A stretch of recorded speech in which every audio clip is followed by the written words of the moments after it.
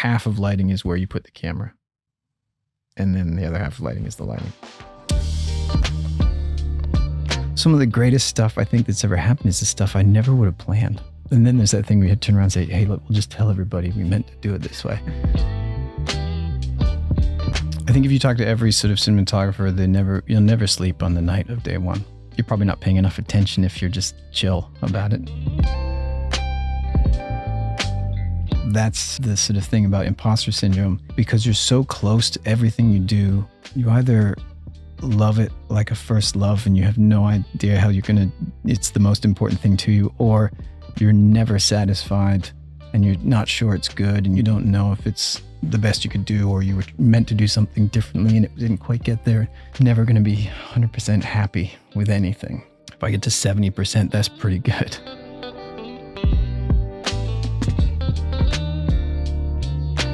Hello. Hi there. How's it going? I'm Poncho Navarro. This is The Moving Image. And yeah, I've been gone for a while. I think the last episode I released was 8 months ago. And this interview has been sitting in the can for a little bit longer than that. So I couldn't let the year end without publishing it, because it's a massive class. It's almost 2 hours long, so I won't say too much, but Godfree, C.S.C, is a master at what he does. It's one of the best conversations about film that I've had in a long time. And Guy is just amazing. You might know some of his work from films like Maudie, the Canadian classic, starring Ethan Hawke and Sally Hawkins, or most recently, Clement Virgo's brother. So I won't keep you waiting much longer. Without further ado, Guy Godfree, C.S.C. Well, Guy, thank you so much for being here, man. Oh, it's a pleasure to be here. Thank you. I appreciate it, really. Okay, I'm just going to jump into it. I'd love to know more your path towards cinematography, but like especially the moment where you actually felt that you could say that you're a cinematographer. Yeah, that's interesting, the path. I always wanted to be a cinematographer, but that's not true. I was going to be a musician. Really? Me too. My sister has a degree in music and is a teacher now. My brother's was in theater and now he's an airline pilot. Wow. I won't tell that story. But I was going to be a musician. I played music in my teenage years and into my 20s.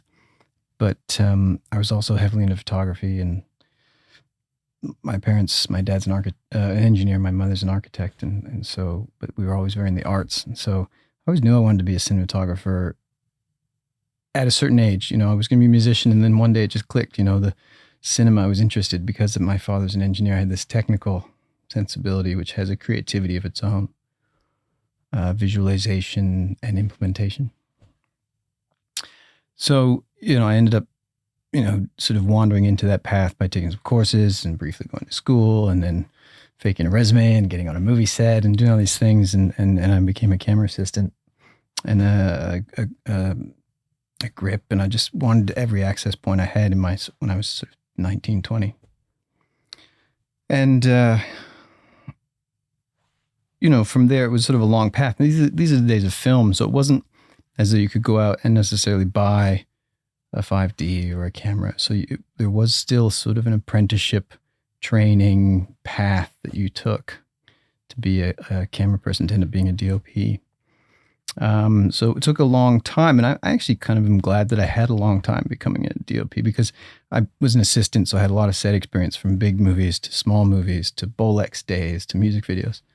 And so it gave me that sort of wealth of experience in the background that I can apply forward into the creative skills now. So all the technical and logistical and managerial background, and then you can apply it to sort of help accommodate and make your creative process more efficient.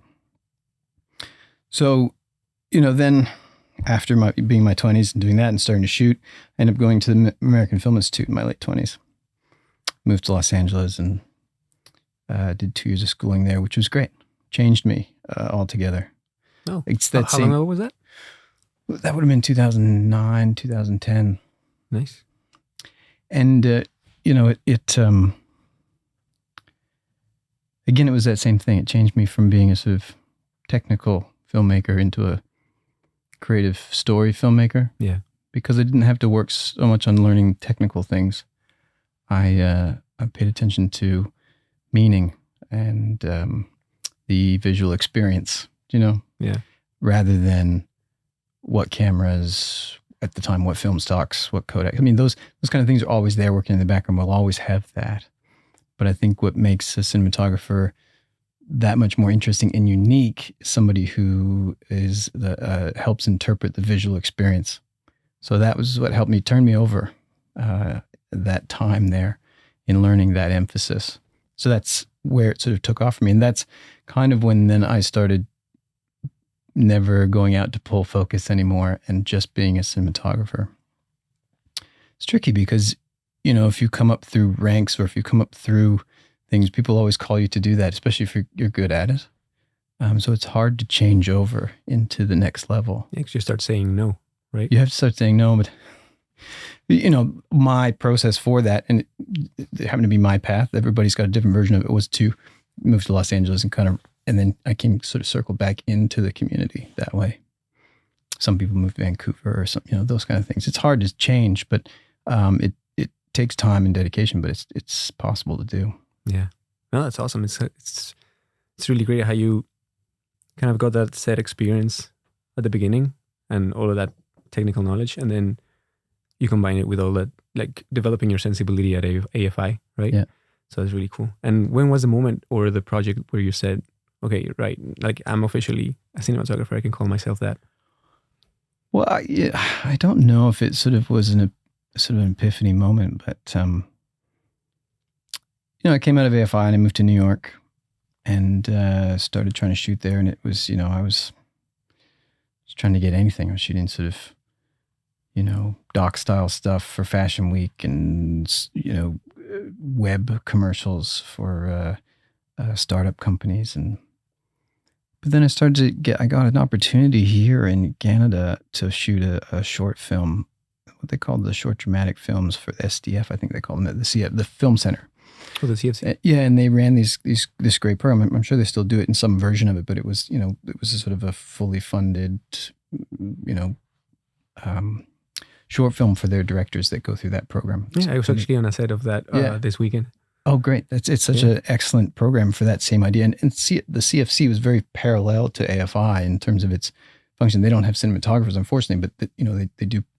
They have this great community. AFI is a great community of people, and CFC, you always see the CFC people so well knit, because they all know how to sort of speak the same language. And I got this opportunity. So it was sort of friend of mine knew a producer, and this kind of bounced, this sort of tennis ball bounced into my room, and it was this film called Frost, and it was very ambitious, all studio film, which was a post-apocalyptic, all snow. Feels like tonight when I walk down to the studio tonight in the snowstorm. It felt like that, post-apocalyptic storm, and it was all in the studio and a lot of green screen, a lot of visual effects. So it was ambitious. So I managed to get the project and had a really great time. The director, Jeremy Ball, is sort of very visual and a big history in visual effects, and so he had a really good tune for that. And that was actually the short film I won a C.S.C. award for. And probably at that point, I realized, okay, hang on, I can it's not like your road is never clear. You're never at the front going, great, I'm on, let's go. Yeah. Looking back, you can see the path you took. Looking forward, you're always kind of not sure. It's what makes it exciting and terrifying at the same time. For sure.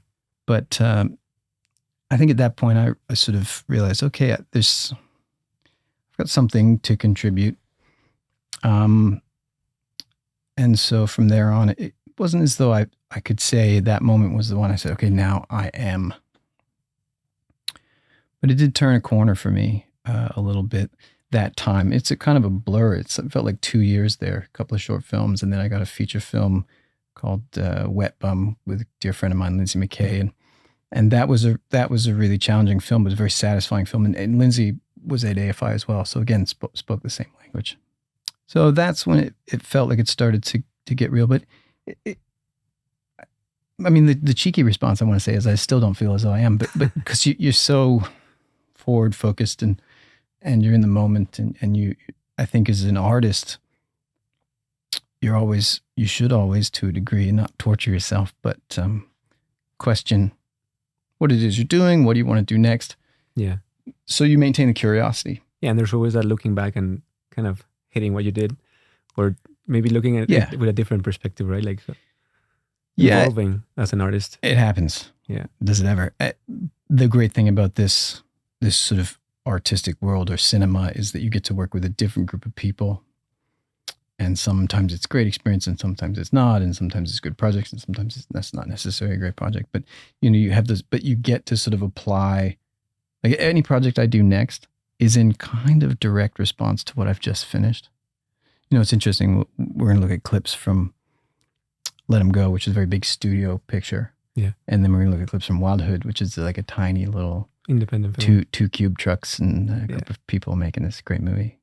And sometimes you're on that small movie and you go, oh, I just wish I had more time, more stuff, more resources. And then sometimes you're on the big movie and you're like, oh, I've got all this stuff. It's all in the way. I wish I could just go and just look at the sun. It's great. Let's go follow that. Yeah. And so I find for me, my process, and that's all I can really speak to, is that kind of thing happens on so many levels that you're thinking, oh, on the next one, I think I want to try and embrace more color. Or for the longest time, I think it was like I was chasing my dark exposure. Still kind of am. Mm-hmm. I think exposure is one of the most tricky things because anyway. I was sort of chasing it for a long time. Like I was chasing something about the image that I was chasing, and it kind of drive you mad. And next project, you're chasing this look, and you're still chasing this look, and then sometimes you go, "Oh, I'm just going to start fresh over here." So it's a really interesting process to sort of evolve through. So that's a very long answer to sort of say, I'm not sure I've ever really thought when it was that I felt I had arrived, but arrived is a strange word. I'm not sure I've ever recognized when it was I sort of could call myself a cinematographer.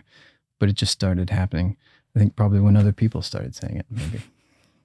Yeah, that's fair. And throughout your career, have you considered that you had any mentors or people that took you under their wing or taught you a couple of things or something that you value today? Well, the way everybody. Everybody. I think back to my assisting days and the little things I learned from assisting with certain assistants. And I treated my camera assisting days as ways to get next to cinematographers and, do my job, but also just like, okay, check that out. Okay. I am the sum of 1,000 parts. Same with you. Your shooting will be the sum of 1,000 parts. Little things that you understood or your taste drew you towards, or those ideas that you liked, things that made sense, things that didn't. And that is what makes us kind of unique. It's like the sum of all those parts. You should go around. I like to joke that you're going around if you ever are on other people's sets, is that you're judging everybody's decisions and stealing all their tricks, but it's true. And I think that's what anybody does. You are the sum of those parts. And I think that's what's great. I think people should embrace that. You're some of so many more parts, not let alone filmmaking tricks, but your history, where you're from, your family, your emotional sensibility. It's all part of it. So I really find that really interesting. And I'm always trying to be self-aware about what it is, who I am and where I'm from and how I contribute to a story that oftentimes just telling stories about people who aren't me. And so you have to be open and be aware, to be curious about other people and those things. So it's an interesting thing. Yeah, it is. I love that. A sum of 1,000 parts. That's really awesome. I'd love to know if you ever... Sorry. Yeah. To back up, teachers and mentors. I mean, I can talk about that a little bit. Yeah, sure. Teachers and mentors. I mean, I had a lot of opportunities to work with a lot of great cinematographers, Canadian and American and European, when I was an assistant. I wouldn't say any of them technically became mentors, but there were certainly people who were encouraging to me, and I learned from. I have a lot of camera assistants. I'm from Nova Scotia, so when I was first starting out, I have some great, just those early sensibilities of work and work ethic from technicians and camera people on the East Coast. I think I learned a lot from my peers, mostly due my time at AFI. I can almost, sometimes I can look at something I'm doing and think, I know exactly who taught me this or who did this. And I thought, okay, I'm going to keep that one in mind. So I can't necessarily name anybody specifically who was sort of on paper a mentor or teacher, but it is everybody.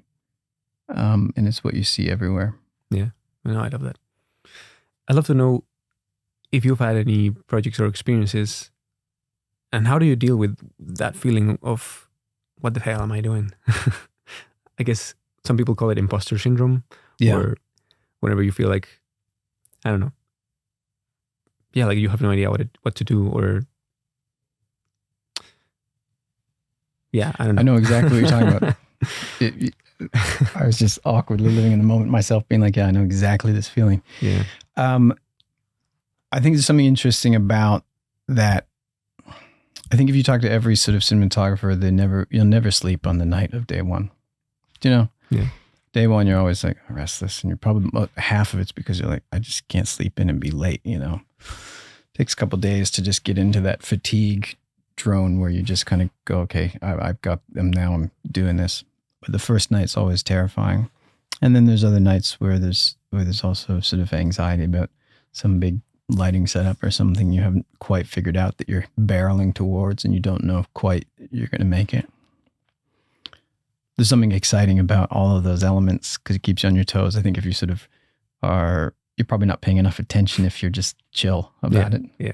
But I think the most important thing that I've recognized is experience. A certain experience level is just this learned capability to cope with the overwhelming anxiety of actually doing the job. Do you know what I mean? Yeah. Because I know that we've got enough great people around, and that we'll manage this because we know how to make decisions in the moment. We're not barreling towards the unknown. We're just barreling towards the yet discovered. And so it's, you sort of rely on this idea of like, that I've been down this road. I know enough about comprehension. I understand enough that I'll figure it out. So that's sort of the sort of thing about imposter syndrome. You'll always feel as though, because you're so close to everything you do, you either love it like a first love and you have no idea how it's the most important thing to you, or you're never satisfied and you're not sure it's good and you don't know if it's the best you could do, or you were meant to do something differently and it didn't quite get there. So you'll always have that thing of, I don't know quite if I'm getting it.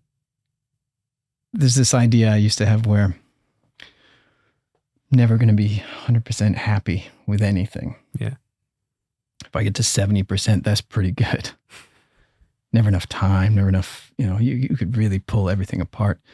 That 30% is actually the unknown that makes it something unique that you couldn't have planned. If you plan everything, it's very safe and reliable, but the excitement of the unknown actually makes it kind of interesting. So there's something about that. So yeah, that's kind of how I think about, am I capable? Imposter syndrome. Do I deserve these things? I don't know. I just know to sort of keep paying attention, remain curious, quell the anxiety, and leave room for the unknown. And leave room for the unknown. Some of the greatest stuff I think that's ever happened is the stuff I never would have planned. Yeah. And you kind of have to, and then there's that thing where you have to turn around and say, hey, look, we'll just tell everybody we meant to do it this way. It's true. Nobody seems to know. And you see a lot of Q&As of other legendary master filmmakers, and someone will say, hey, what was the thought process behind that? And someone will just say, well, was the end of the day, we were running out of light. We just had to shoot it in 2 setups and we did it and it was done, So it wasn't as though we meant to do this minimalistic thing that was so strikingly sort of just barely lit. It just, that's how we got there. great, you know? And so I think if you allow yourself to not be disappointed by the fact that you didn't achieve what you thought you were going to do and appreciate the things that you did do because you got there with your experience and you got there with your comprehension and your filter, I think that's kind of magical and exciting, I think. That's awesome, man. That would lead me to what do you think, or you believe are the differences between good and great cinematography? Wow. I think there's an interesting angle to that. Cinematography has so many different access points because, every project I get, I sort of try to at least figure out what are my responsibilities here. Obviously, I'm responsible to deliver a cohesive and a complete, in some way, a project. But am I here mostly for the emotional arc, emotional access? Am I here responsible to make, if you look at some TV shows that look like comic books or graphic novels, that responsibility for that sort of graphic, photographic nature is part of your responsibility. You can't necessarily just be chasing the emotional quality because the style of lighting and the color is actually based on something. Yeah, that is the purpose. And so I often will lead with what is the emotional responsibility, but there is also the experiential responsibility and the aesthetic responsibility. And that makes it very difficult to sort of say what's masterful, what's good, what's great, those kind of things. Yeah. Because really you're just talking about the ability to land as close to that responsibility for the direction and the purpose of the show or project or image. And so you can't really necessarily compare sometimes. Yeah. So maybe therein lies the answer, is that, good cinematography is delivering the visual experience that it's responsible to deliver in a way that, suspends the disbelief of the audience. Does that make sense? Yeah, no, definitely. And that audience is going to be different in every way. So that depends how you're going to do it. Yeah, absolutely. I guess it comes down to, as you say, the responsibilities you have and how much of that you can achieve and put into the film. Yeah. That's awesome. I think another thing about, it's interesting about cinematography that I think also comes up in terms of what's great. I think we're always looking for people who are daring, who are pushing the envelope. Yeah. There is a magical point, I believe, in what I was talking about, responsibilities or what the project's meant to deliver and the voice telling it, So I think I sort of also enjoy the fact that I could see something and I happen to know who the camera person, this cinematographer is, but that a regular audience wouldn't necessarily, but that cinematographer put their voice into this show, that it had a uniqueness. I mean, that's not always possible, I suppose, if your responsibilities are to make it broad and accessible, successful. That's an accomplishment and important, and it takes humbleness and all that sort of thing. So that's good too. But I do think that the sort of masterful cinematography that we all tend to sort of acknowledge in the community are the ones that also have a voice, a unique voice that you sort of, not that but that is specific and interesting. That's why we like certain music, certain, who's your favorite rock star or that kind of thing. Is like people are drawn to certain things. It's the same idea, is that there's a certain voice there. Yeah, I guess it's that feeling of enlightenment where you see something that you hadn't seen before, or you see something that's like daring or made in any way. Yeah. That's awesome. What do you think if we maybe look at some of your shots? Absolutely. All right. So I'd love to talk about Let Him Go. First of all, I'd love to know how'd you end up behind that project. I mean, this was 2019 actually. I won't say who it was, but somebody else had the job. Okay. and then they pushed the show and were no longer available. They happened to be represented by my American agent. So when that happened, in that same phone call that one agent would make to the show saying, oh, so-and-so is no longer available, a good agent will say, here, look, here's a couple of cards from the deck that we could also offer. And somehow my card got shuffled in. And so I read the script, and somebody emailed me about this movie 2 days ago and said they saw it and said that, they thought it looked good and they weren't necessarily keen for the story. I can see that as well. I mean, I certainly read it and thought, oh, it's very American style storytelling.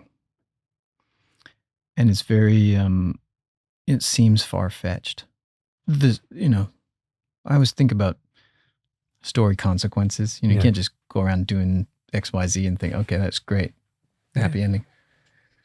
And so I read it and I thought, okay, well, I don't know about this. I don't know if I'm the right person to do this because I have a different sensibility in terms of what I'm sort of drawn to emotionally. And I also feel a responsibility to the work that I do in a pedagogical sense, that what I put into the world, I can believe in as a contribution to the human experience. So I read the script and I thought, oh, it's a bit guns, isn't it?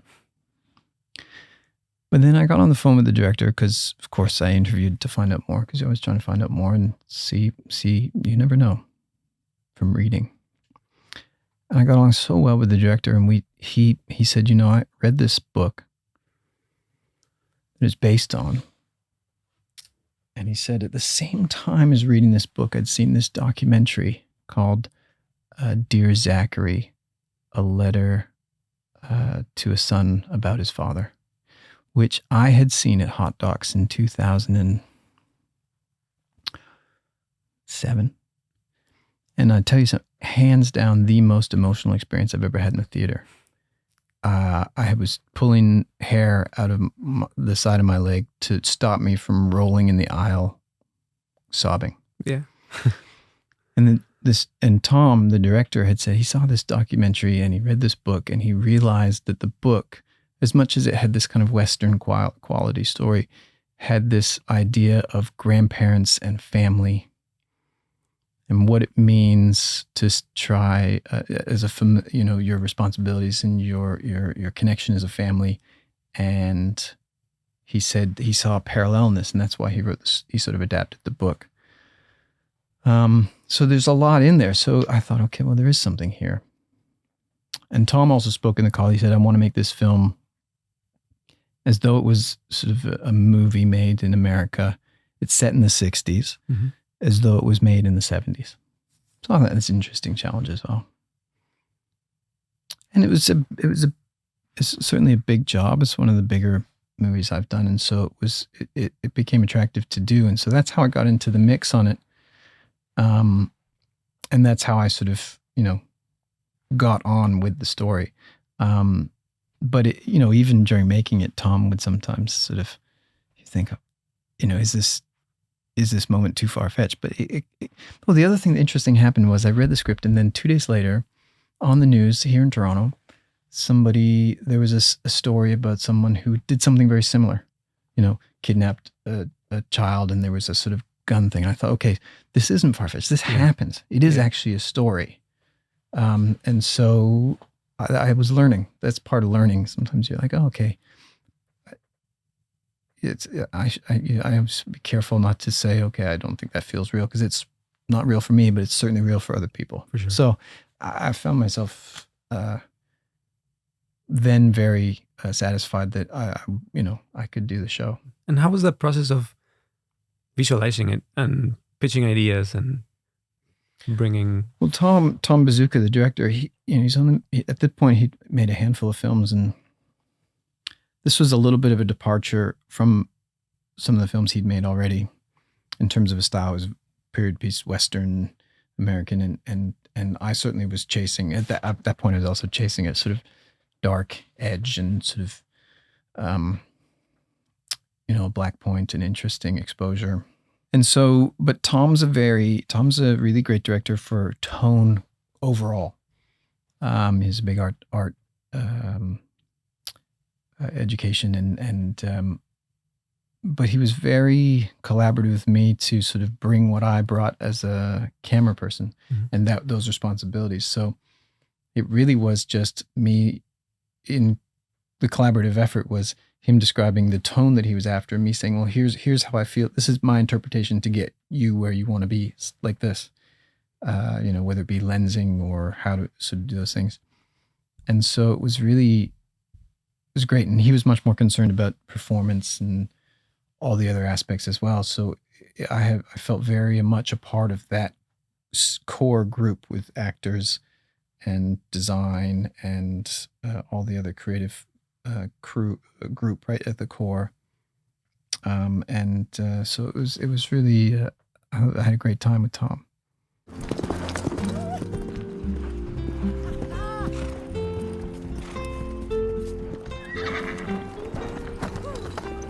Maybe the horse belongs to her? About every horse does. Yeah, this is near north of Calgary in Alberta in Drumheller. The landscape up there, and it was very similar to, I believe they were on a road trip from, I can never remember, Montana to one of the Dakotas or the other way. Yeah, something like this. And that first clip, if you go back to the horse, that is obviously a specific time of day and challenging because we had so much stuff to do on the edge of on the edge there that, and this certain time of day, we can see the sun is coming in, and this is all just, natural sunlight. I think I had a few cameras going. This day I had 3 cameras going because I had to sort of leapfrog and send ahead. It was a very long, windy drive to get up there. And a combination of stunt rider, doing stunt horses, and Diane actually being on the horse. But it was really fun to do, and kind of what a location. I mean, you couldn't argue with the location. Yeah, no, the place is beautiful. I mean, I wanted to ask you about this shot in particular because, I mean, the camera is really far away, but like the geography, was that a challenge to get stuff up there? It was. As I said, I had 3 cameras. This show, so Tom said he wanted to make the film feel as though it was made in the 70s. So I thought, okay, well, let's find some old anamorphics. And I called Jerry Papernick at Panavision Toronto and said, okay, this is what I'm after and what I'm thinking about. And he sort of offered up a few options. And we ended up going with a set of E-series anamorphics, which I was curious about. So we shot the show anamorphically on Alexa Mini.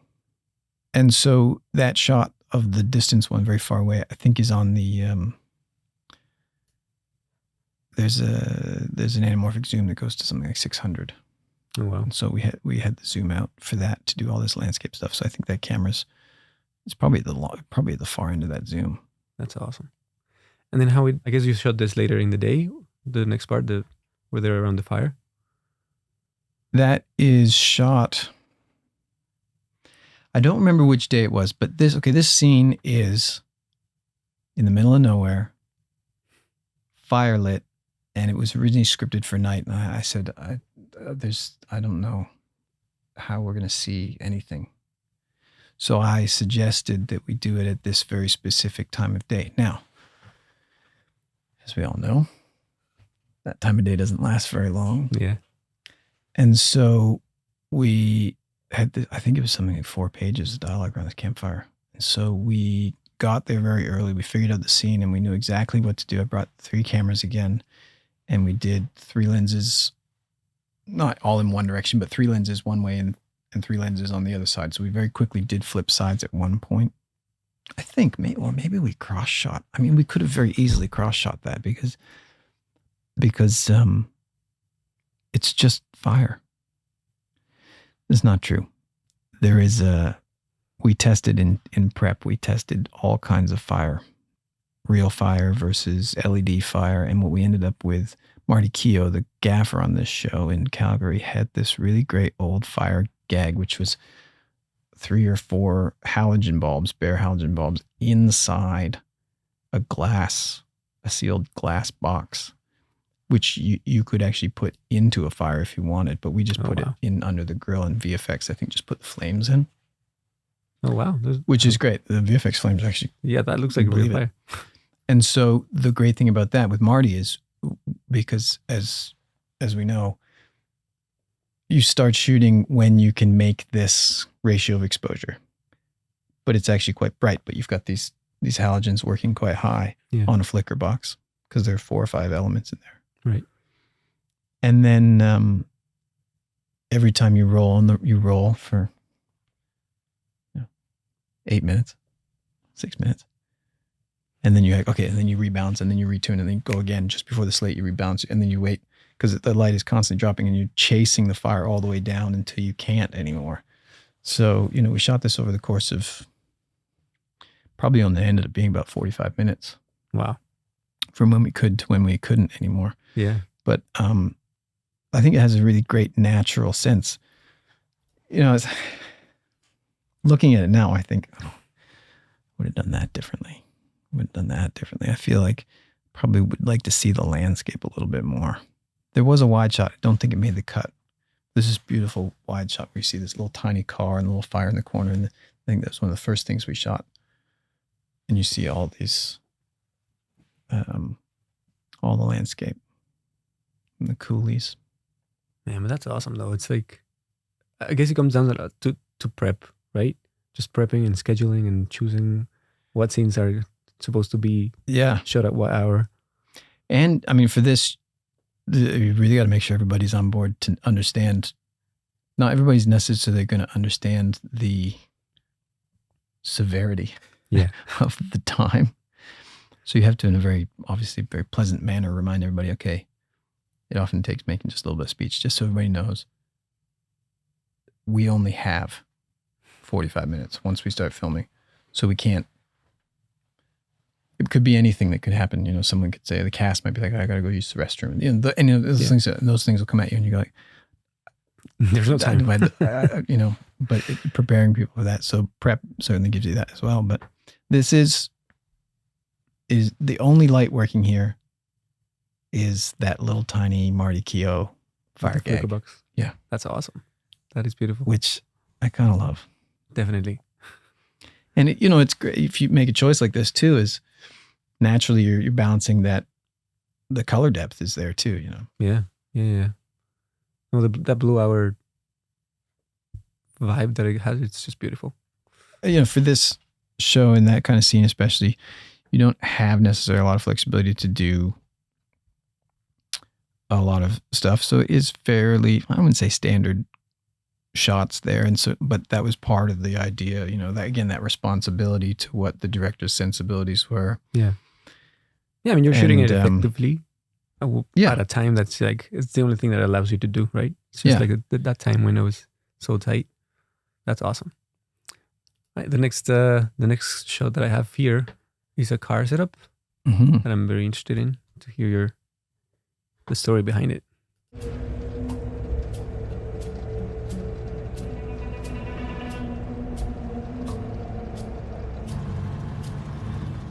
Yeah, this car chase. This is also near Drumheller.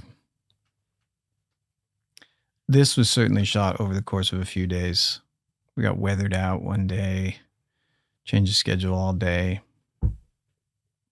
Well, but car stuff is really challenging. We had a long dialogue scene where we're chasing. These two have this big, long, very intense chat. How can you be intense in the car, moving? I really like to shoot car stuff live because you can see it here. It's bouncing a little bit. It feels very real. Yeah. It certainly feels like we are in this truck.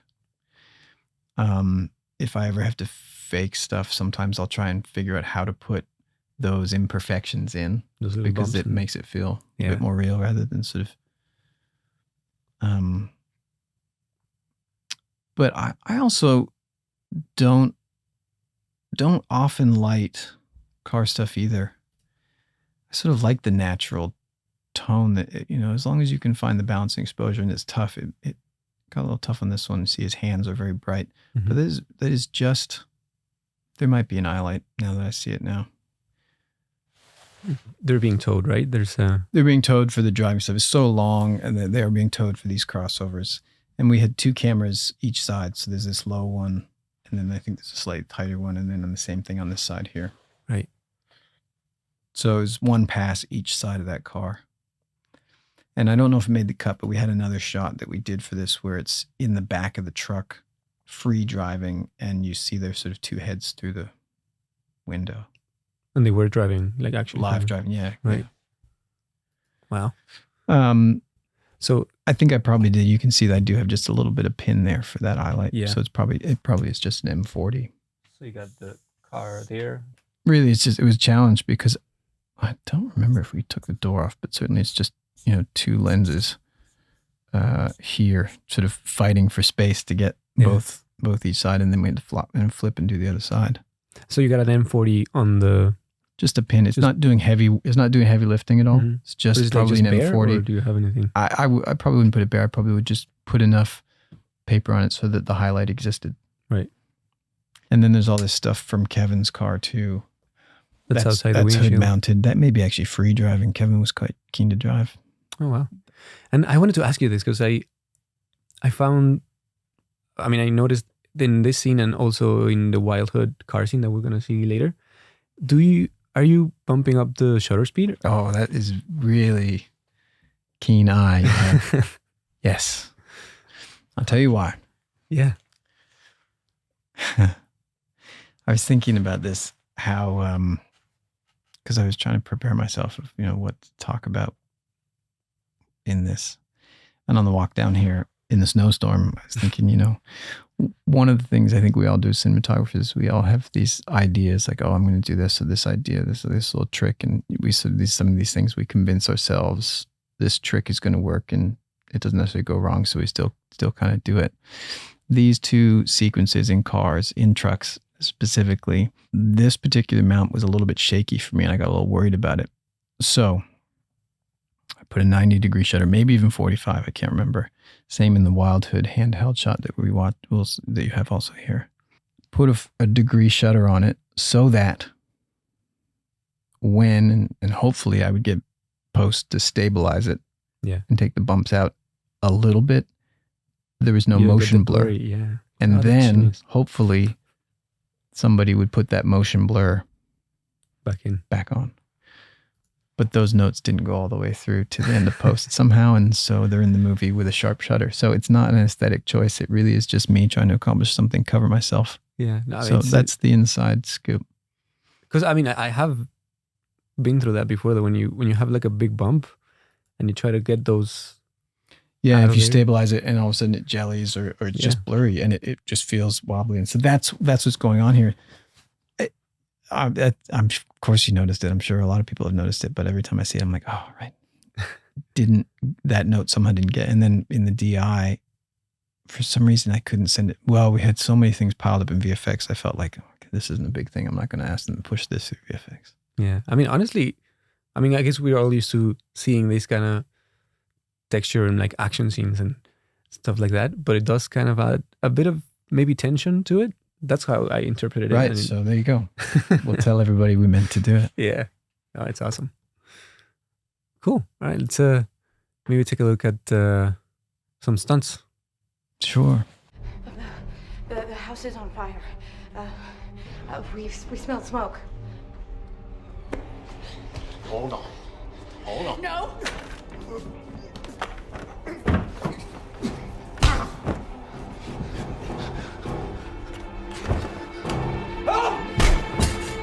No. Hold on. No. No! Get your hands off of him!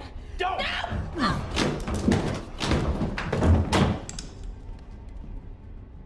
This sequence, to ruin the end of the movie, is Kevin's character sneaks into this old farmhouse, 2-story farmhouse in the middle of nowhere, in the middle of the night, and everybody's asleep. So he's in the dark. Okay, the challenge. And then this proceeds to happen. But as it was written in the script, the very first script that I read, it was all in the dark. And so I had to sort of have this long conversation about, okay, how could we get light in the middle? It's not even that many windows here, but in the middle, in the stairwell of this house, which wouldn't have had windows.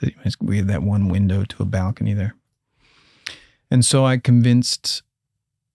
I mean, we sort of hashed it out and thought, okay, well, as people start waking up, doors could open with lights on. We could start to see lights come on and off.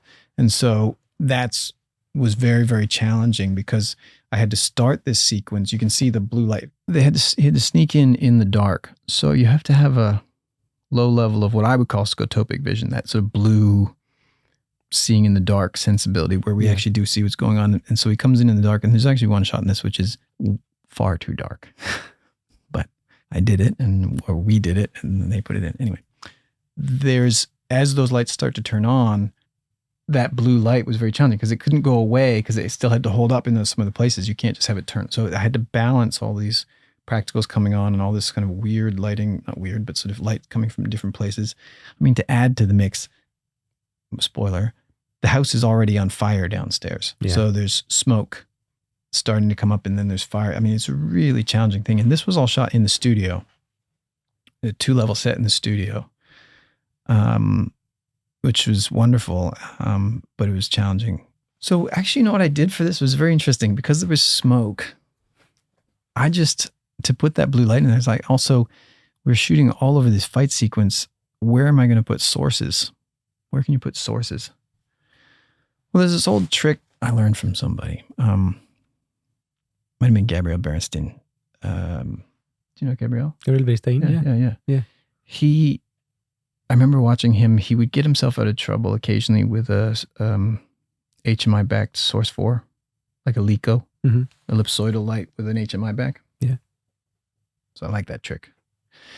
Means you could be in a room, instead of having to put a light up somewhere, you could actually try and hide a light and put a white card on the wall in the corner and cut a very specific shape of light, and it would give you something. Yeah. So he would do that. And so I adapted that trick, and I could use that as a little floor loom to help get out of trouble without having to march a light into the set. I could stick a lamp in the far corner, shoot it across the set, and give myself a little bit of something in the air. Like bounced ambience. Yeah.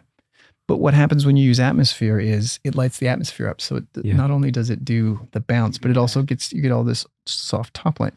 So I'd suffered with that problem other times when I've used it. In this set, I used it to my advantage. I just remembered this, actually, looking at it. This blue light is me taking an ellipsoidal HMI LECO Source 4. Joe LECO, people call him. Yeah. And I'm bouncing it from one end of the set into black duvetine at the far end of the set. Into duvetine? Into black duvetine. Because I'm not using the light bouncing off. I'm using the light interacting with the atmosphere. Just a shaft of light. And that's what gives you the noise floor of blue. Okay. See what I mean? Yeah. It just gives you enough that you walk around the set, you couldn't see hardly anything, but it gives you enough to just, that you see things. It's a bit strong here, but I was probably balancing something, but that's how I managed. It was kind of messy, to be honest, because it was sort of crazy because you'd have to rely on the smoke levels and that sort of thing. Yeah. But it did do this kind of omnipresent sort of just sort of seeing in the dark a little bit. Okay, so let me get this straight. So if you have the LECO there. Yeah, well, sort of, for instance, there's a door here and here, and there's a door here, and then there was a bathroom back here, and then this is the door that Kevin's in right here in this particular shot. And then there's the banister here and the stairs that go down here to a landing. And so there's a banister here. Yeah. Like that. And then there was kind of a bulkhead here. Like there was sort of the ceiling wasn't flat. It kind of dropped down a little bit. Okay. And so I put black duvetine here or against the wall or on the ceiling. And then I took this ellipsoidal HMI and I cut a shape just on the black duvetine. So that it was a complete nothing bounce. Mm-hmm. But just the light. Like the shaft itself. Yeah, just the shaft of light coming through the atmosphere ricocheted down into the set. Yeah, it became something. Haze. Yeah. And so that's what gave me, I had to work so fast. We had 2 days to do this sequence, this huge fight, stunts, go down the stairs, fire, people are shooting guns. I mean, there's a lot going on. And so I did this. Again, it was probably a little bit messy because people were like, you couldn't see anything, but but it had this natural kind of really broken quality to it, which I thought was useful. And really, it was just half of it was that idea of the battle for exposure, you know? Yeah, that's interesting. I would have never thought of that. But that's really cool. Yeah. Okay, so look, you see that when Kevin comes around the corner there, you can see the reflection of the lamp a little bit in that. See that? Yeah. So it's a little bit stretched, but then again, that's just, you pick up that part of the wall and you can see him really. Exposure is just sometimes just being able to see the image or not see. Yeah. And so. That's awesome. So all the lights coming pretty much from the practicals in through the doors? All of them are coming from the doors, yes. Wow. So there's no lights on the floor here because there's 2 handheld cameras, fights, guns, stunts, that kind of stuff. So it really just was timing. Not until we get downstairs did I actually put any tubes up in walls. It's all just augmented practicals from other rooms. Sometimes a bit large, but. Yeah, that's awesome. Oh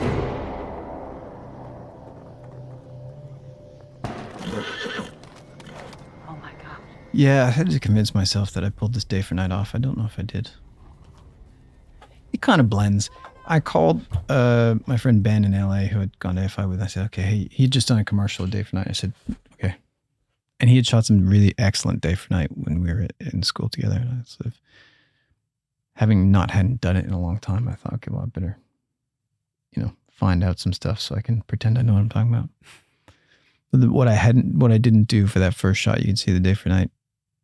Here I'm just going to talk about all the things I did wrong. That's interesting too, because to me that looks beautiful and looks great. Well, I was just hoping to get images, so you're just hoping to get images so that I was relying on a silhouette, but you wouldn't really get a silhouette at night. The sky is dark. So it doesn't really add up. Again, now everybody listening and seeing this is going to see this, but so, the trick with day for night, I'm not going to say that that's how I know the trick because obviously, but is that you have to try and front light and then press it way down. Okay. Underexpose it on the front light because that's when you can actually get the sky to be darker. Right. So this is the only bit that's day for night, right? Or the rest just of it the is horse on the top. Yeah, it's broad daylight when we shot this. Wow. It was absolutely sun out, these 2 cuts, and then there might be another cut later. And then when we cut down, it actually blends quite well. Damien, the colorist, Van der Kruisen, did a great job with this. It blends quite well because the blue carries, you see, and then this is shot dusk for night because I couldn't, from the top of the hill, Maudie put in a whole series of fake fire. That fire is obviously VFX, but that the interactive source exists. So that's I think it's probably a big 9 light or a 12 maxi brute with all sort of individually flickered. So we had that, so he could individualize the columns. And so that firelight, we created the light, and then they painted the lamp out and put the house there. And then the with same thing fire. here. That's VFX fire, but we had to put the sensibility of it, the interaction of it. Yeah, no, for sure. And this is, again, in the middle of the night. This is the last day of filming. In this valley. And so, Marty Keogh, the gaffer, was so great because we scouted this a number of times. The very first day I landed in Calgary, it was something like, March 4th. And it was minus 28 degrees centigrade. Yikes. And it was, fresh 2 feet of snow. We went to this location because they needed to know, the first thing they needed to know from everybody's input. Day 1, I got off the plane the night before, which direction we wanted the house to face. So here we are walking around in freezing cold, tramping out the shape of the house. And there's only 2 sides of that house built. And because they had to build it to burn it. We live burned that house. You did? Yeah, that's a live burn. That's a 2-story, the facade. We built the interior and the stage. And so these shots are a real house burning. That's a real, well, not a real house, but that is the facade of a house that we built to burn. Yeah. And then this is me recreating a firelight after the burn, or maybe just before. I can't remember what order we did it in. Oh, no, it's after, because you can see the sun starting to come up in the background. Yeah. Oh, so that's early in the morning. So this is, we did all night on this.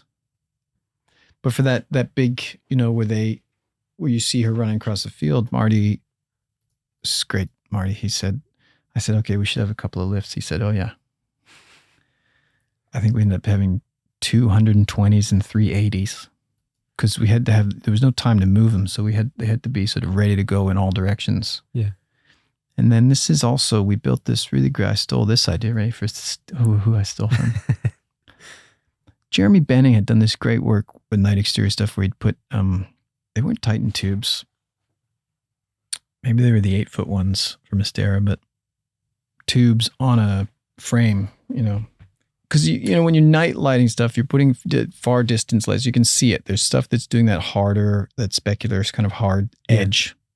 But then you need to fill in. You need to fill the world a little bit. You can't just be that edge. You need to have something. And so we needed to be so quick down here, and I didn't want to be moving sort of bounces around and they get kind of unwieldy. And so, we sort of had another 80-foot lift that we could drive around on the ground, which would do local sources. Mm-hmm. And instead of a soft box, it's really a soft box, but instead of it being a soft box, because it needed to be windproof and rainproof, it's actually just, let's see if I can do this in it's like a series of tubes on a grid pattern. So it's like, there's probably 24 of them, but for the simplicity's sake, it was just tubes like this. Nice. All, linked and powered, but they're all Titan tubes. Yeah. But it becomes a soft box because it's, I think we did 12 by 20 and we filled it in. Now it's multiple sources, but at that distance, they're all kind of filling themselves. You're not going to see multiple shadows. Yeah, no, for sure. But it's weatherproof to a degree, and it's LED controllable. Yeah, you don't have a huge sail there. And you don't have a sail. The wind goes through it, the water goes through it.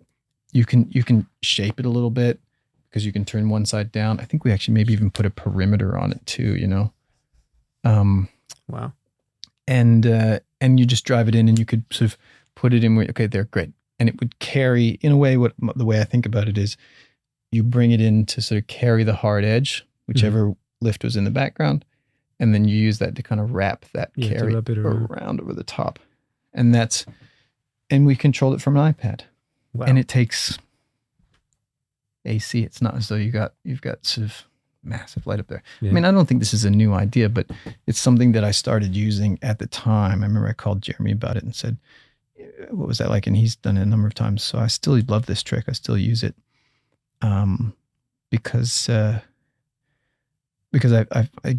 worry about soft boxes and that kind of stuff in weather, because very quickly they have to come down, and then what do you do? Yeah, definitely. And what do you have for the hard source? It probably was a series of HMI 18s, M90s, probably a whole deployment of M90s.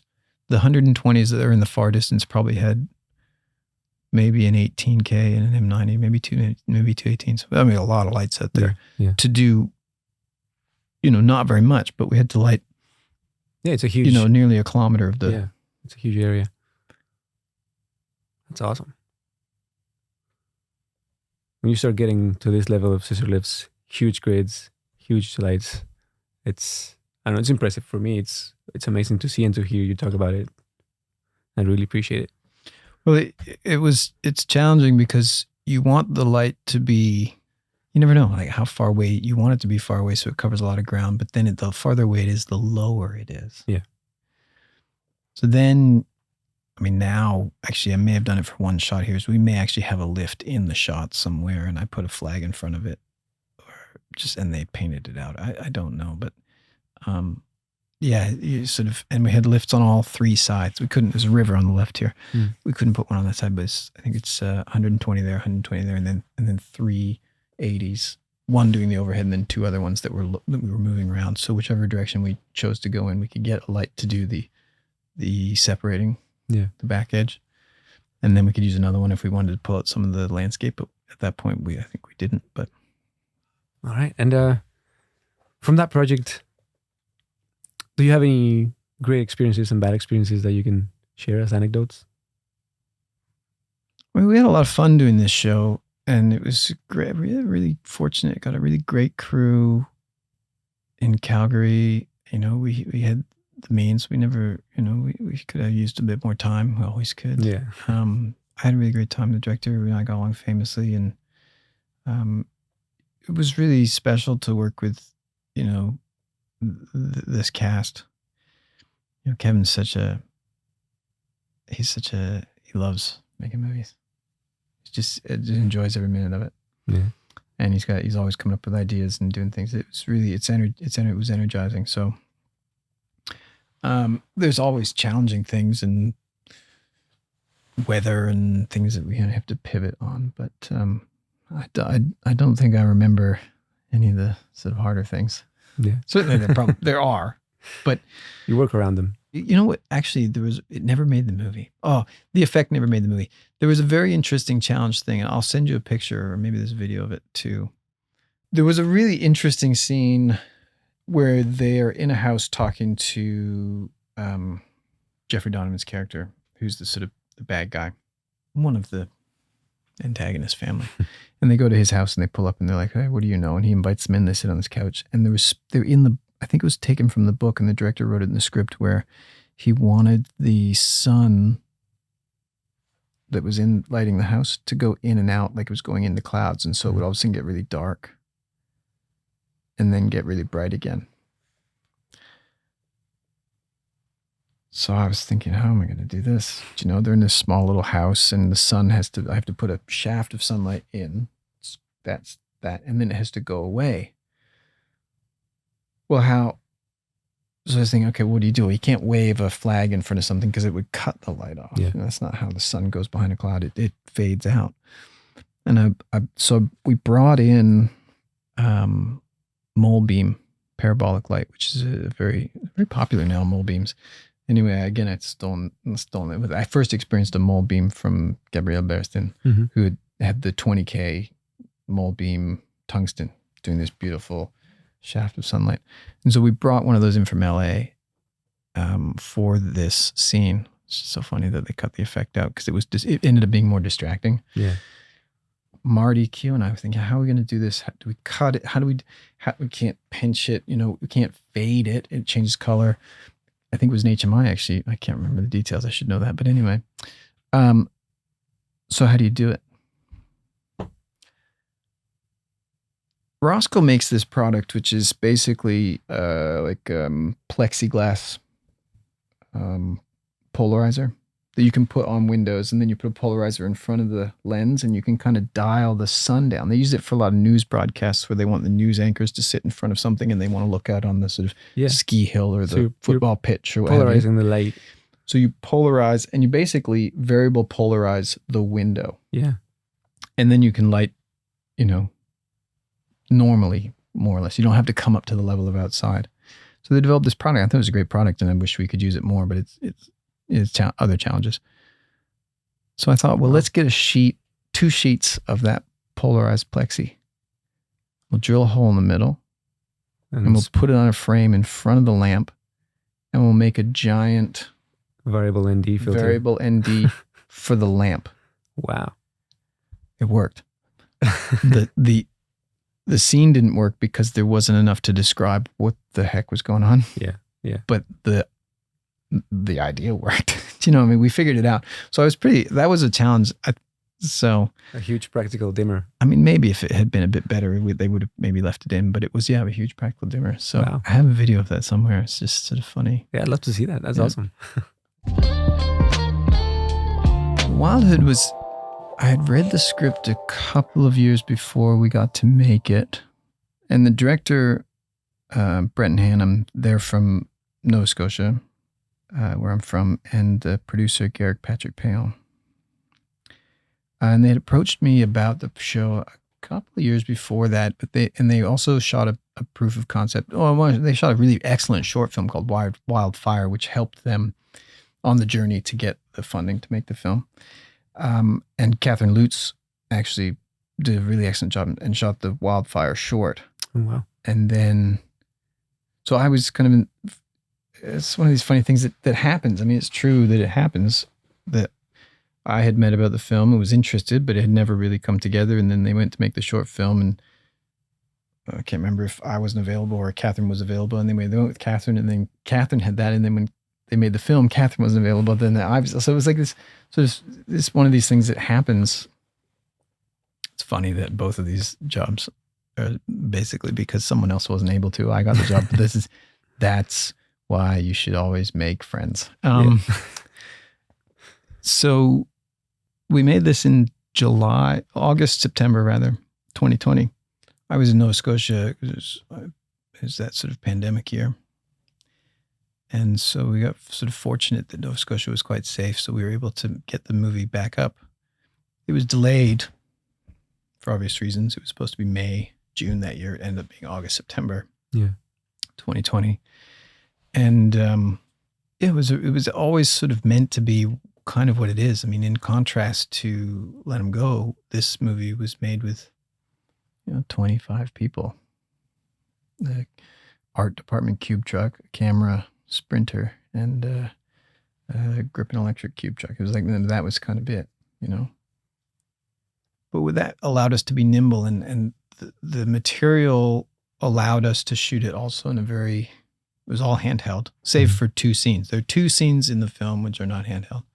So the material allowed us to have that sensibility because it had a rawness quality that Bretten, certainly they were interested in, and I sort of came to it with that. And Bretten, they had seen a film that I really like, and they were quite drawn to as well, called Hide Your Smiling Faces, which is a lovely, lovely, very inspired by Lynn Ramsey, Ratcatcher. So a little bit more in that direction, but that sort of sensibility of just boys and youth and the wilderness. And so, we had that kind of in common as a sort of rawness and a very nimble. The whole thing was meant to be nimble so that we could respond to what the actors were going to go for rather than have to structure things so much. So it really was, I sort of love that. I love that kind of responsive cinematography where you see what it is instead of sort of orchestrating and choreography. Sort of follow the puck stuff, right? Yeah, but you're really working in response to what's actually happening. It forces you to truly look at what's going on and then become a part of it. So that's what this film. I'm sort of, I have a shine for this film because it was such a great experience with such a great group of people, and it felt very close. It was very hard to make. I mean, it was certainly exhausting, and there wasn't enough things, and people didn't have enough resources, and it was challenging. But the results, it has a personal quality to it. I mean, that's what's lovely about it. What's going on? Give me a piece of wood. Hurry up! So you see that low level blue light that's just sort of filling in the area. It's me just doing this little trick that you just open all the doors on it. I think it's an M18. That's the biggest light we have. And I was firing it into the trees, and then all of that kickback from the trees, of the hot trees out of frame, was kind of giving you just a low level texture. But I don't know if it's a successful thing, but I've convinced myself that it is. And then you're just sort of allowing a little bit of leak or something just to separate people. But really, this is lit from an augmented practical, bare bulb. Yeah. It's coming from the house. From the corner of the house, yeah. And then a flame bar. He's going to throw the lighter. Flame bar. Like this. Done. And then we actually burned this truck.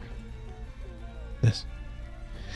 Now, there's a challenge because, you've got to get to an exposure to maintain fire exposure. So you kind of have to overlight a little bit. So I think I probably overdid the overlighting a little bit. But just on their backs, there's sort of that sort of, but it does it cuts them out nicely. But yeah, it wasn't what I intended, but it fell into a nice place. Yeah, it did. Because they're not silhouetted, but there's not enough fire. Yeah, and that could be anything coming from the house. But again, I see it and I go, oh, that's not what I really meant to do. But you can't change it when they're burning a truck. You can't stop and go, wait a second, I just need to put a double wire down. But then I look at it and go, oh, it's not getting in the way.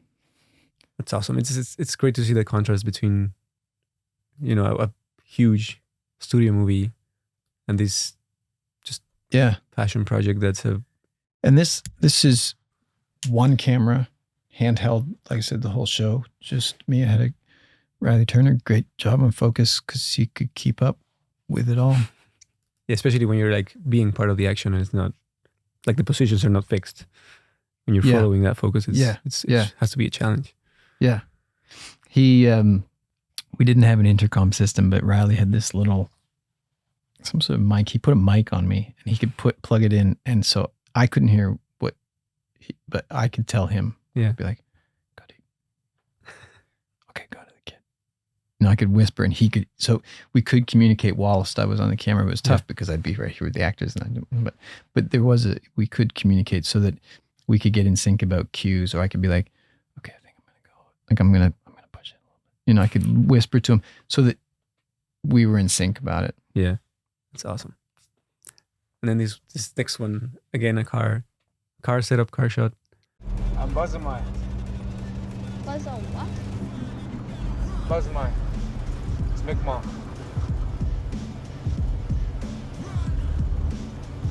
This is a truck on I gotta take a piss. not on a trailer, it's on a tow dolly. Very big truck with a double cab. I mean, specifically a double cab so that we could film in it. We did a lot of live driving in this thing. Yeah, I was going to ask you that because there's a lot of driving. Closed roads, yeah, there's a lot of driving. And then we had this tow dolly and VFX occasionally, you see bottom right there, occasionally you'd catch the top of the truck that's towing us. I think VFX helped us out a couple of times. And painting it up. But this is one shot, and we sort of pitched as such. Again, there's that sharp shutter that I was hoping VFX was going to help me out with, but I think we also liked. I mean, I didn't push for it. Yeah, and again, it's a scene. Yeah, that is building tension. Yeah, because you get that kind of pursuit. And this is their father chasing them in this car. It's actually a stunt driver, but we don't know that. They say that's dad, and then he decides to take this cup. So we did all this live. I think we did this maybe 4 times. He actually got out. He's harnessed in, so he can't get it. That's great. Throws it. And the timing of that is, how do you do that? And this is me twisting myself. I'm just handheld in the back of the car. So I'm twisting myself all over. And then this squeaky chair. When I go down to go through the front, you could see me lean down because I couldn't shoot the truck in front. So it was just this one thing. And we rehearsed that. Actually, the first day the actors all got out of quarantine. We parked the truck in a parking lot and we rehearsed to see if we liked this idea. Because they've just kind of escaped and so it was stuff like this is really exciting and fun to do. Definitely. Gives me a little bit of Children of Men vibes. Just like looking around and seeing the bad guy coming on. Yeah. How many times did you do this? I mean, we may have done it. I can't remember. I'd have to remember how many cups we had. Preloaded cups with water. I honestly, I couldn't remember. I mean, I think we drove that road probably 3 or 4 times. Maybe we did a take or 2 each. So it was a couple. Yeah. But, when you do a scene like this, I think we spent the afternoon doing it because you have to get it ready and set up. And of course, the other kind of advantage, I mean, I'd love to sit here and say, oh, this is how the story told us to shoot it and we wanted to do it this way. But also part of the latent advantage of doing this in one is if you get it right, it feels right. You don't have, and shooting in cars, the biggest thing about shooting in cars is it takes so much time to get organized and you have to drive all the way back and then you got to put a camera somewhere else and do things over. And it takes all of the time. And so we didn't have to do any of that. So we could actually just work the scene and let the scene work and do the thing that way rather than have to spend all this time waiting for rigging. Of course that's important to do, but fortunately the style allowed us to do that and the story worked in that way. Yeah, it's awesome with the creative things are actually more practical than going in a more complex way. Yeah. That's awesome. Right, and I have two scenes that this is one of the scenes that's on sticks.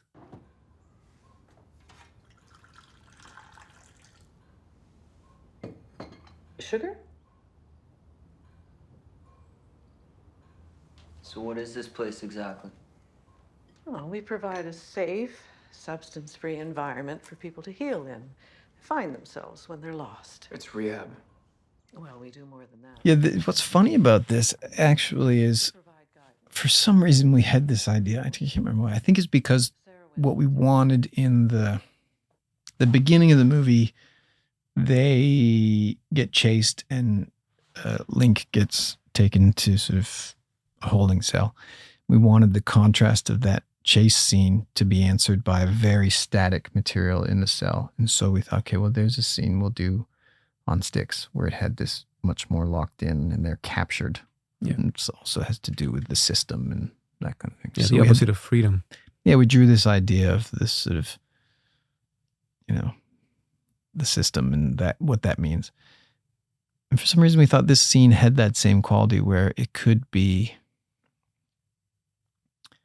seen as a prison too. Yeah. I mean, and so it does that. And so it's a subtle difference. It might not be that subtle.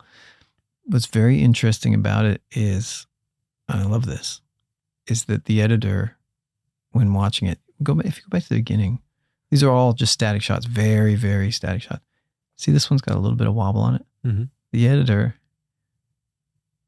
felt, and I don't think it's wrong, but felt as though it was too static and put a little wobble in post. Just that one shot. Mm-hmm. Well, that's interesting. That's a sharp choice. And then allowed the scene to be what it is. And it kind of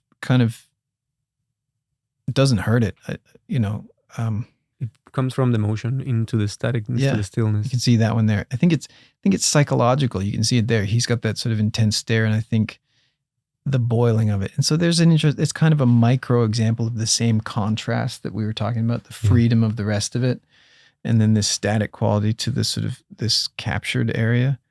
But in that particular shot of when Link is staring so intently, I think the editor, I think rightly so, felt it was too static, and the psychology is moving the camera, that he's kind of boiling a little bit and it needed to be moving.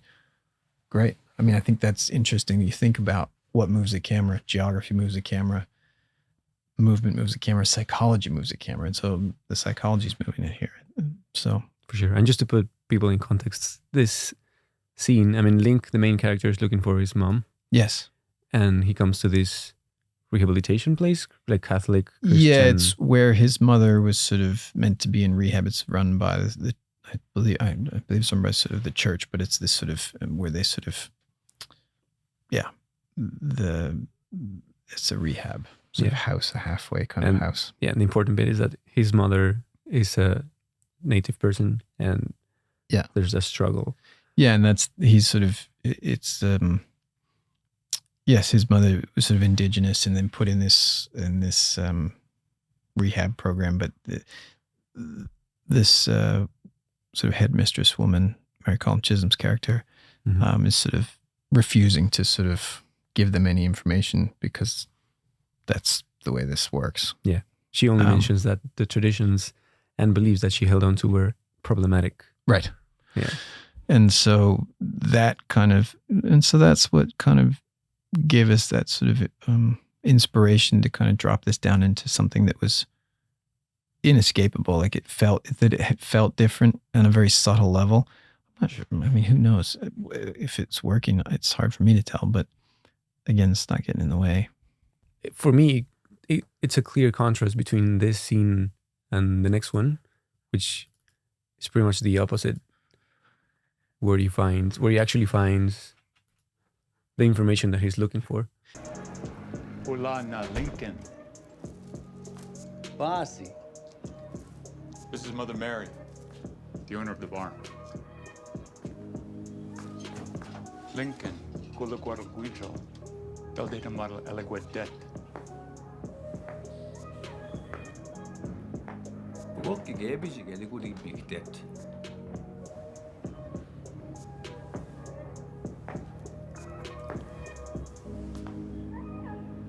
Right, you're seeing like the complete opposite place. You have a queer character, which is also who's holding the information for him, but they actually give it to him. Yeah. This film is an interesting kind of, again, it's funny the parallel with Let Him Go. It's kind of, this is a road trip story. This one's a little bit more of an odyssey you know, Mhm.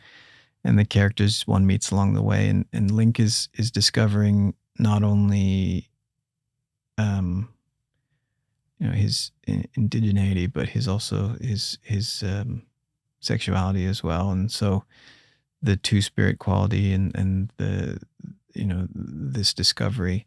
And so again, we wanted this to feel, you know, alive, but not, you know, but also curious.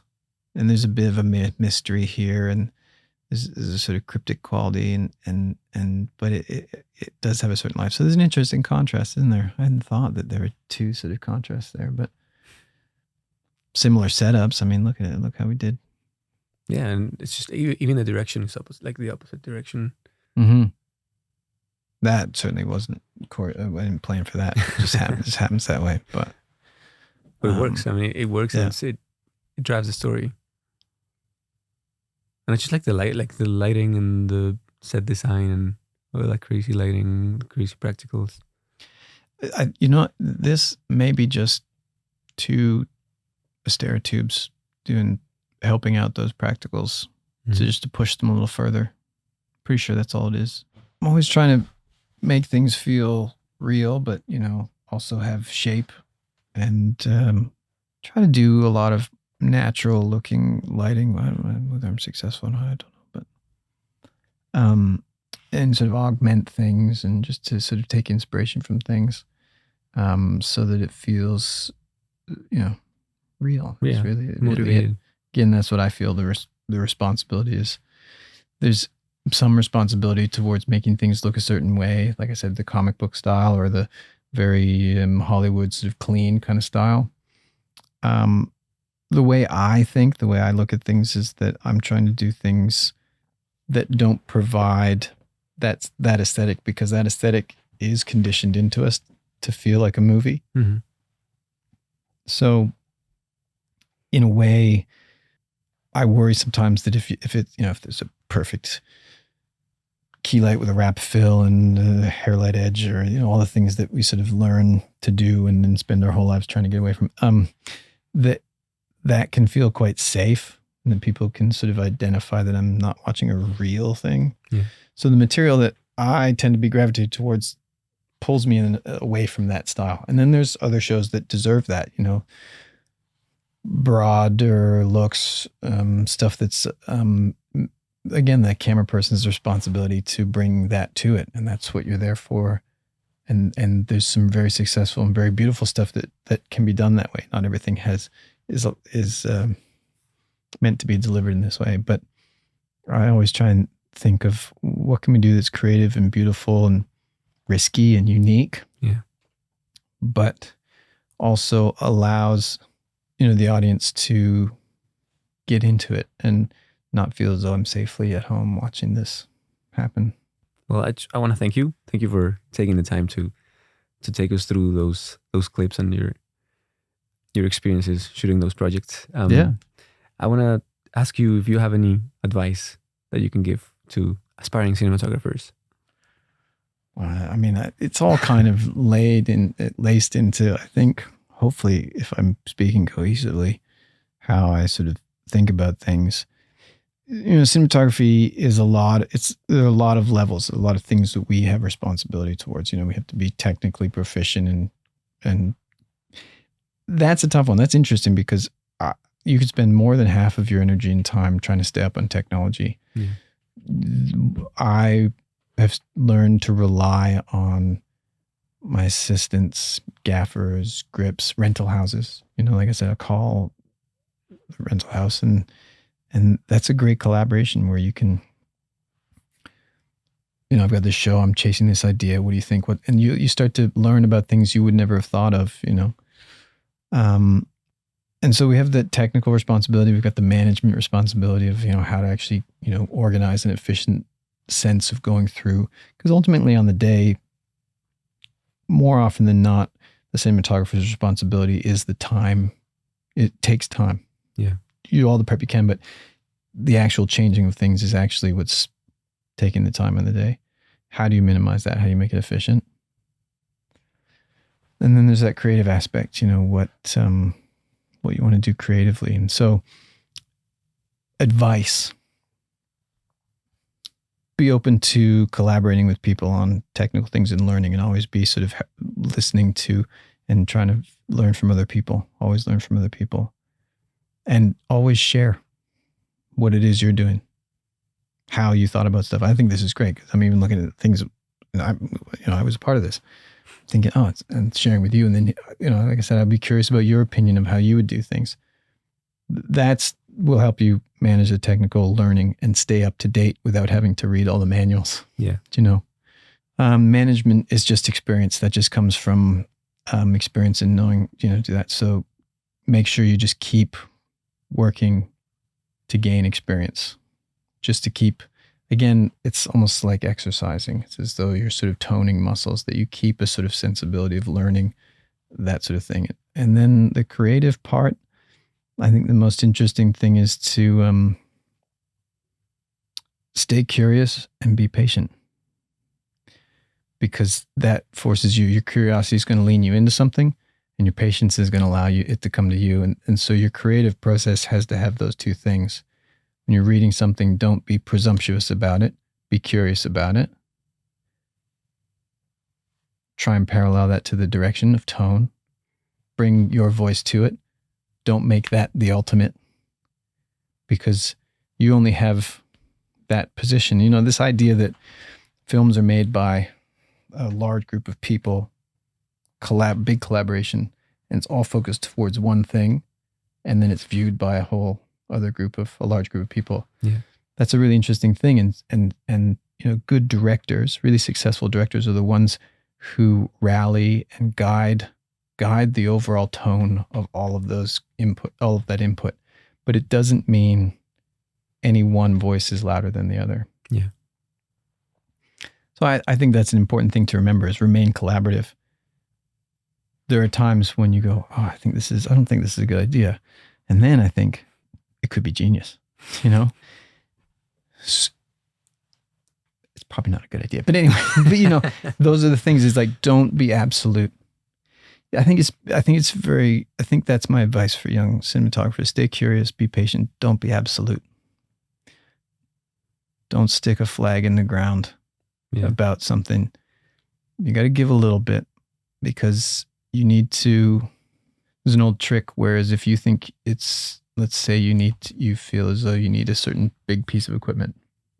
Technocrane, it's a great example. Yeah. Ask the question, hey, do we think we need a technocrane here? What do you think? Make a big decision, a group decision, because if it goes well, great, we did it. But if it goes wrong, everybody was part of that decision. But if you were the person that put the flag in the ground and said, absolutely, it has to be this way, no other questions, when it falls apart, or it doesn't work out, or it goes slightly wrong, which it probably will, everybody's going to turn around and look at you. You got to be careful. Yeah. So don't be absolute.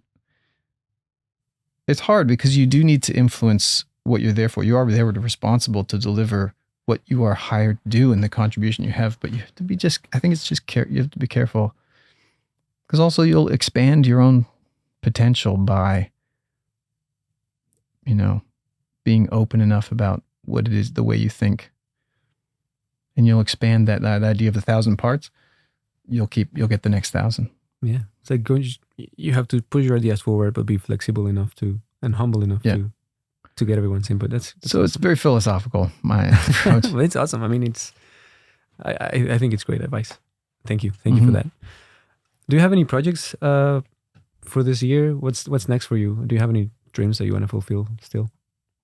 I won't talk about things coming up, because it's a very good way to jinx something, is to talk about upcoming project. If I was on a show right now for definite, I would talk about it, but I don't think I can talk about it, because that's another thing that happens, is I'll go, oh yeah, it's happened already to me this year, where I've said, I'm doing this thing, and then all of a sudden that gets kicked down the road 6 months, and then people are like, I thought you were going to be in Montreal. I was like, no, actually, and then you have to explain yourself. Yeah. So I had to be careful not to get too far ahead of it, but there's a couple of feature films. If everything goes well, that'll be what I get into.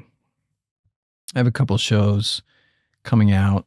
I shot a Clement Virgo's latest feature, Brother, which will come out in March. Mm-hmm. And then I did a limited series called Little Bird, where I alternated with Claudine Sauvé from Montreal. That's a beautiful show. Also an indigenous story. So it's really striking and powerful story, which will be out on Crave in May, I think late May. Well, Guy, I thank you so much. I just want to wrap with this little game that I like to play. I call Run and Gun. It's just quick questions. Can I read them first? No. Just quick questions, and you have to answer whatever comes to mind first. And I know, like, how quick do I have to answer? I mean, relatively quickly. Okay. I know the answers for these questions are mostly it depends, because it always depends on the project or whatever. But I'll try and do them as quickly. Yeah, I just want your honest. This is fun. Feeling. All right. If it weren't cinematography, what other department would you be working on? Film department? Yeah. Dolly grip. Dolly grip. Best. Nice. And if it wasn't film, what other job would you be doing? I think it'd be sailing a boat. Nice. Do you prefer using a light meter, false color, or eyeballing it? All three. I still have a light meter because it makes me patient and pauses me for a second. And I think everything else, you'll chase something, and a light meter has an absoluteness to it. All right. Handheld or sticks? I love handheld because it has a heartbeat to it. And I love sticks because it doesn't. Yeah. I don't know. That's a good answer. That or Dolly? You mean either of those two? Yeah. Or Dolly? I mean, sticks, it should be a Dolly. I mean, that's how you're making adjustments, but it's parked, you know. Yeah. I don't know. I actually would like to, you know, that idea I was talking about. Here's a big answer. You ready? That idea of, like, you know, what you've done already and what you're doing next, you know, is in response to that. I actually would like to start to experiment more with camera movement and expand upon that sensibility more so. I did it a little bit with Clement's movie because he was quite keen. He's very involved in where the camera goes and what it does. And so I learned a lot from that process because he's a very camera forward director. So love handheld, truly appreciate a static frame, would love to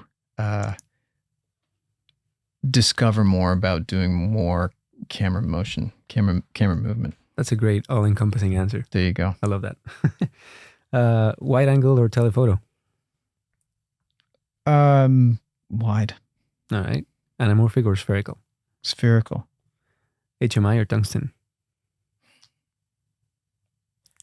Tungsten. The problem with tungsten now is that it is, and HMI as well, and why LED is good. The problem with tungsten is that it takes a lot of power, and I think that we have a responsibility as cinematographers to start really thinking about the amount of energy used and our environmental responsibility. So tungsten is problematic, even though it is a beautiful light and it's got a lot of wonderful qualities as a full spectrum and all the things that we love about tungsten. So that's my answer. Okay, so HMI or tungsten, you said tungsten? Tungsten. Tungsten or LED? Well, that's my answer. I mean, I think I have to say I prefer tungsten, but I think LED is more important because I think we need to really start thinking about how much diesel we burn in generators and what our effect is on the planet. We already drink too many plastic water bottles on movie sets. Yeah. Okay, so LED or the sun? The sun. Yeah. I knew that was coming. Yeah. Lighting people or lighting spaces? Oh, always spaces. I mean, that's really then you're just bringing small things to the people. But my big thing is I like to try to make the space accessible for performance and not buried in lights. So I'll light a space and then small moves after that. Nice. Lighting first or composition first? Not often. They're both always happening at the same time. I don't know. I don't know. Composition. I mean, composition certainly, and this is the challenge as cinematographers. And when you work with directors who are more camera forward, I was saying this to a friend of mine the other day, is that half of lighting is where you put the camera. and then the other half of lighting is the lighting. Like if you put the camera in, on this side of the room, the lighting can be very challenging. But if you put the camera on this side of the room, the lighting is more or less easy. You're just speaking to you. And so where you put the camera is half lighting. So composition first. Where you're going to put the camera first, obviously. But it's not as though you'd set the camera down and compose it and then set to lighting. It's like where you're going to be and then you start bringing the light to it. But half of lighting is where you put the camera. I love these all-encompassing answers. It's great. Series or feature? Well, I've only ever done 2 limited episodic series, and I learned so much on both of them. I really did learn a lot about myself, about people, about collaboration, about how a TV show works as well, and all these things. So I was really fortunate to get to do those 2 episodics, but I do feel as though features are more of what I have experience doing, and it's more of the place I know sort of how to work inside of. But I also appreciate a series. So the answer is features, but there's a lot to series, which I think is really valuable. Nice. One camera or multiple cameras? I'm not afraid of multiple cameras. Again, there's that idea. What are our responsibilities? I'm going to give you all long answers because I have to tell you. Yeah, it's all right. It's all right. What are our responsibilities? I mean, the reason we all like one camera is because we can be so specific with the lighting. Is the lighting the most important part, or is what's happening in front of the camera the most important part? And I would argue what's happening in front of the camera is the most important part, and the lighting should parallel that, and the camera work should parallel that, but we're not going to put one in front of the other. I refuse to hijack the set for lighting. So if a performance is asking us to do it once, comedy's big for this, emotional scenes are big for this, where 2 cameras allows you to do 2 sides, cross shoot, or 2 things, or allows the performance to be that much more effective, 2 cameras. Of course, we all prefer one, but I think we have to think about the responsibility towards what's going on. And if the actors only have so many takes in them, or if it's a big emotional thing, or obviously stunts. I mean, those things, stunts and an emotional scene or comedy can all have the same amount of responsibility to capture it for the most successful performance. So multiple cameras are needed. I can't answer the question necessarily. Of course, I like one camera because it's simpler and it feels much more attuned and you can focus on it. And you're making you're not compromising, of course, but that compromise, not compromising there is compromising something else. Yeah. So I think 2 cameras, 3 cameras is important if what's happening is asking you to do it. That's great. Do you have a favorite diffusion? I certainly have my go-to diffusions. But you experiment. Again, that idea of you'll get locked into the thing you've always done. Yeah. And so occasionally you'll experiment and then you go, oh no, I actually like what I usually do. Maybe that's the point of experimenting, to know that you felt better another way, because at least you're paying attention. I will always generally run light, opal. My light side will be opal. My go-to will be 250, and my heavy will be half grid cloth, light grid. So I'll just say those are the 3 that I generally will use. If I want something heavier, it's light grid. My go-to is to start with 250. If I need to lighten it, go to the opal. And I'll generally just carry those. I find a lot of other diffusions. I used to use 1000H, which is this old paper. But, that in 216 tends to warm up the lights. As you start to change things, it changes the quality of the light in other ways other than the actual diffusion. Mm-hmm. All right. And then last one, film or digital? It's interesting you asked that question. I was just talking to a cinematographer, a friend of mine, cinematographer John Glendon, and he's shooting some film. He shot some film yesterday he was very excited about, and I was thinking, it would be nice to shoot some film again, but I love film. I love the discipline of it. Certainly I came through that as an assistant, and as the beginning of my shooting career, I shot film. It's funny, when digital came in, I had to start kind of relearn a little bit, because digital is a different kind of things. Obviously, things are different. But I don't mind digital. I find digital, there's a consistency and a reliability. I think I would have a harder time choosing. I probably would choose film if we still had, and we've got great labs still, but they're just harder to get to, and there's a much more, it's a harder to do it. Yeah. I mean, I love it when a film is shot film. Okay, I'll give you the answer. I probably would choose to shoot digital and not push for film. If a director and a producer said we want to shoot film, I'd go, great, let's do it. But it's, again, that's the group decision and not me putting a flag in the ground. For sure. So that'd be my preference. I probably would go digital. When someone else shoots film and I see it, then my choice is film. So when other people are doing it really well, I really like it. When it's me, I'm again really trying to focus on what's in front of the camera and what tool is that for. And there's a couple of great films. Christopher Lee shot this great film, Rice Boy Sleeps, last year, which is obviously in the awards circuit this year. And 16 minutes, so appropriately done, so beautiful and so well done. Beautiful. And so that material, I think, spoke to shooting film. That's wonderful. That's the kind of thing, I think, the way to think about it, rather than bring film to something. You never want to back more advice for young cinematographers. Don't ever back your tools into the idea. Get the idea and bring the tools to it. That makes sense? Yeah. No, it's totally. That's golden. Guy, thank you so much, man. I took 2 hours of your day, so I hope you don't mind. Goodbye. Thank you so much, man. Really appreciate it. That was awesome. Great.